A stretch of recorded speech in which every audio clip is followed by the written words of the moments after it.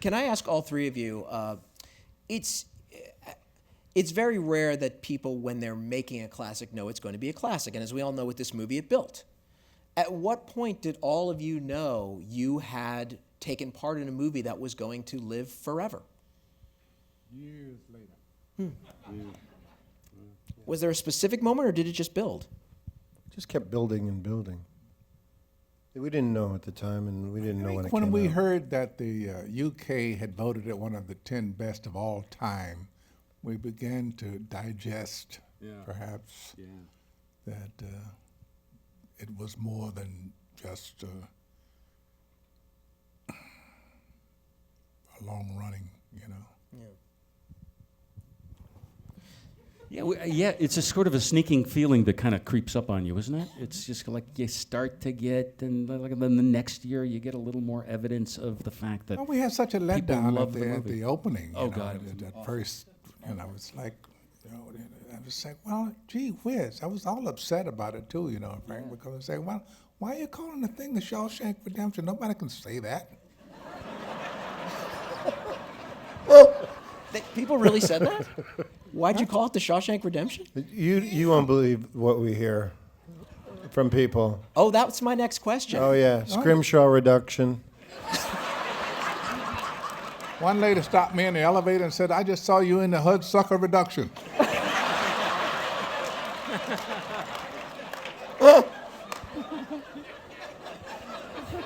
Shimshank. Shawshank. Sometimes they say things, they don't even get one word right.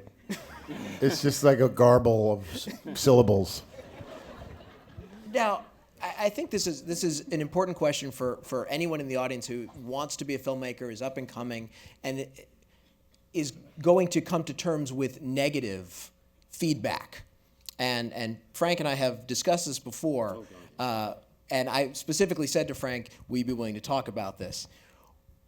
Will you be willing to talk about the hate mail? Because to me, that's the most interesting story, is those hate letters that you got. Oh, yeah. Sure. Well, the first one was from Kenneth Turan in the LA Times. That was in a country full of amazing reviews, to get like the worst review that you get, you know, from your hometown paper when you come out, is one of the things that kind of like, you know, ruined our good time when it came out. There has been a little bit, but you know, I think no matter what you do, there's going to be that occasional disturbed person who's going to reach out to you because they happen to watch your movie on TNT that day instead of somebody else's. You know, the thing that I really cling to, and I've saved a lot of these things. I've saved a lot of these letters from people for whom the movie really meant something. It really mattered to them. And, you know, it stopped somebody from committing suicide, or at least they credit it for having saved their life that day, you know. And, or the person who says, I lost 250 pounds because I saw your movie. And whatever they needed to hear, whatever reinforcement as a human being to another human being they needed at that moment, the movie gave it to them.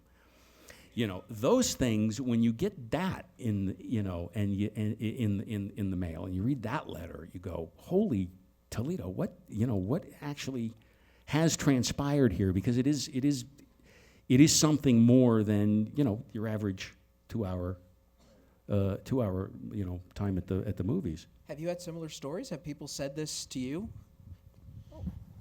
Yeah. Yeah, I'm sure we both had statements like, you know, the movie changed my life, et cetera, et cetera, et cetera.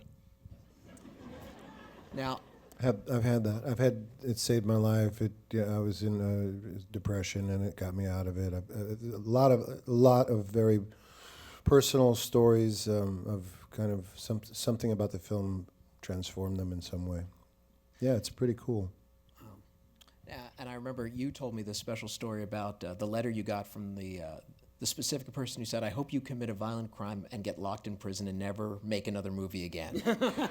Oh, that's the one. That's the one I want you to tell. That's a great one. Oh, all you got to do is go online. You'll see all the hate mail because they love to publish that online. It's like, yes, we think Frank Darabont should get cancer and die so he never makes another movie. It's like, wow. Why? Because they're mentally ill, and I mean that's why. We hope you go commit a crime so you get locked up so you never make another movie again. It's that kind of thing. It's all online. It's which is a clearinghouse for the mentally ill, really. That's why it was invented, to give them something to do. That's going to be the soundbite they take away from this. Yes. The internet is a clearinghouse for the mentally ill. Yes, that'll be the big quote of the evening. Yes, you're right. I'm an idiot and I should have kept my mouth shut. Now, as actors, I know that you always come up against the danger of typecasting, the danger that once you do an iconic role, suddenly that's what everybody wants again and again and again. Did you find that after this movie came out that you both were getting a certain type of offer or had to fight upstream to prove that you weren't just this role? Well, no, I wouldn't say that. But I did start getting quite a few narrative roles.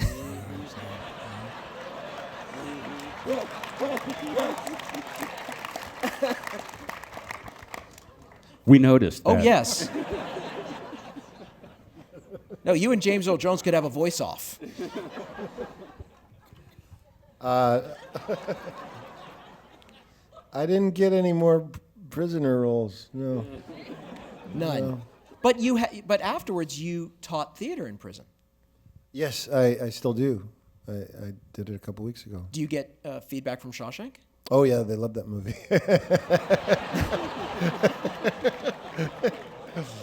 You know why Guards, they love not it, so though? much.